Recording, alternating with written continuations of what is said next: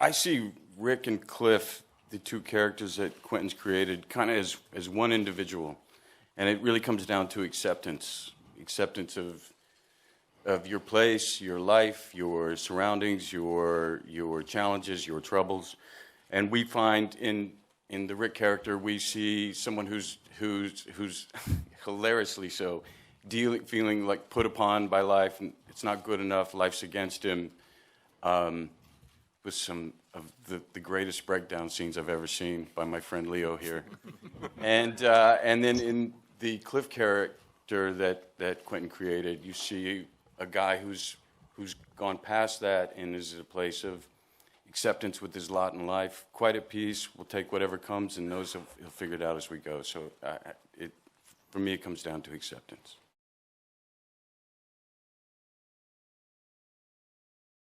That time, 1969, when the Manson murders occurred, this was a time, building up to that, there was a free love movement. There was a lot of hope. There was these new ideas floating out there. Cinema was new, being recalibrated.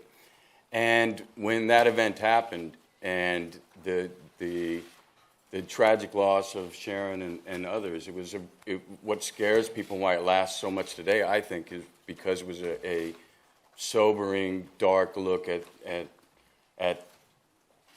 the dark side of human nature, and that pivotal moment was a real loss of innocence, and I think that's what the film so beautifully addresses.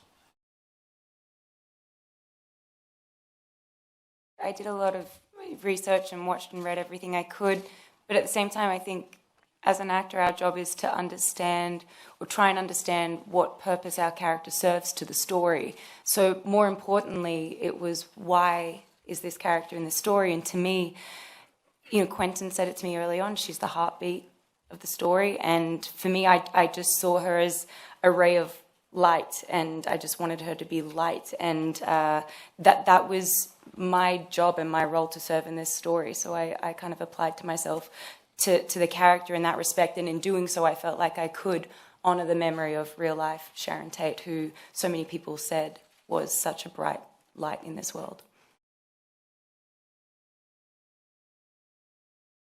I often do look to the interaction with other characters to inform me on the character. Rarely do I get an opportunity to spend so much time on my own as a character, going through a day-to-day existence. That was actually an interesting thing for me to do as an actor. I actually really appreciated the exercise and felt that I could deliver what I wanted to on screen. It wasn't meant to be ridiculously self-conscious, but I think there is a bit of summing up of certain things that I wasn't necessarily trying to do, but they just started appearing. I just remember when one of the first people to read the script was my my first AD, Bill Clark, and he's been my first AD since Jackie Brown, and on Pulp Fiction he was a PA. And he's can't even imagine making a movie without him. And so he came down to the house to read it, because we weren't giving it out. You have to come to my house to read it. These guys will tell you that. And he came down to the house to read it. And so it's, okay, so this is number 9, huh? Okay. And he goes out by the pool and he reads it and he comes back, damn, number 9 is like all 8 of them put together.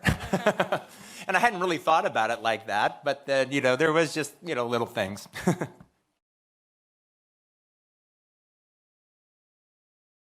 I'm friends with Lorenza, and I've seen her work before because she's done a few films with my buddy Eli Roth.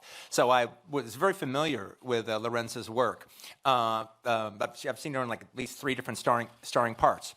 And but I didn't just give her the role. She actually came in and auditioned. But the thing that was great is not only did she learn the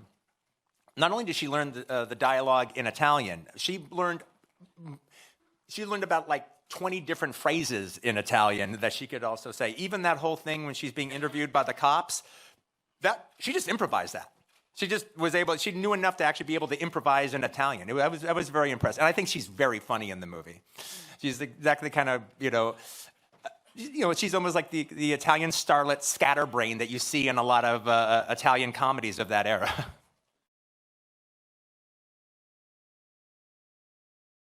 I think we're fascinated by it because at the end of the day, it almost seems unfathomable. I've done a lot of research on it, and I think a lot of people have not done professional research, but over the last few years, either they read one book or two books or listened to the podcast that develop about it or TV specials every 3 years or so. And how he was able to get these girls and even these young boys to just submit to him, it just seems unfathomable. And frankly, the more you learn about it and the more information you get and the more concrete it gets, it doesn't make it any clearer. It actually makes it even more obscure the more you know. And I think the unknowingness of it, the impossibility of being able to truly understand it, I think is what causes its fascination.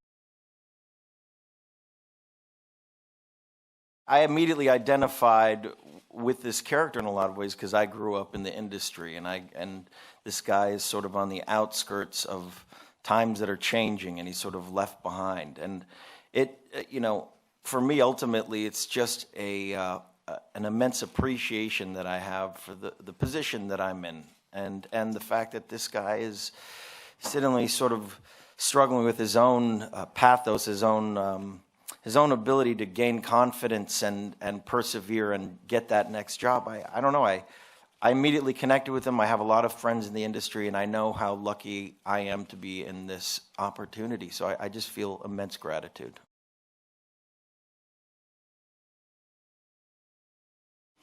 Hell yeah, Rick Dalton's a great actor.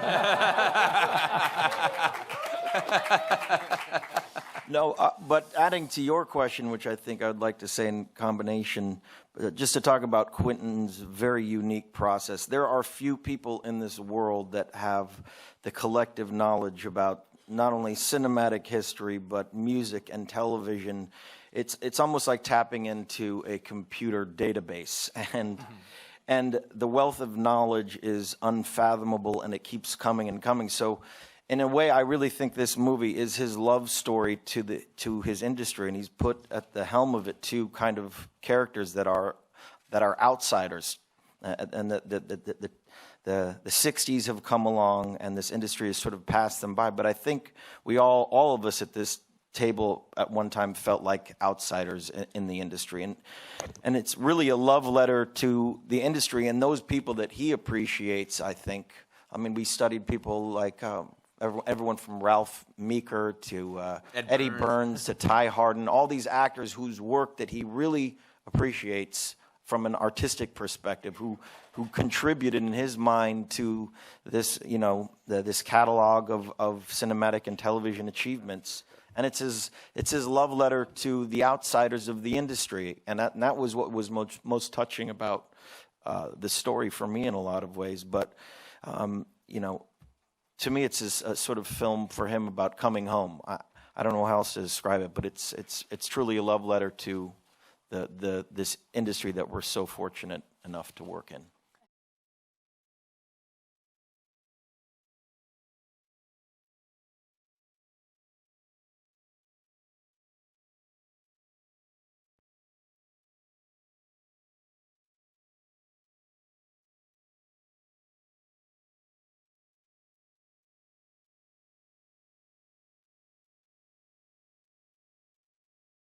Hi guys, here's today's Daily Fact. There are many celebrities who before multi-million earning careers worked just as you and me. Madonna at Dunkin' Donuts, the owner of Amazon and McDonald's, and so on. But actor Brad Pitt used to promote chicken sandwiches in a full chicken suit right on Sunset Boulevard.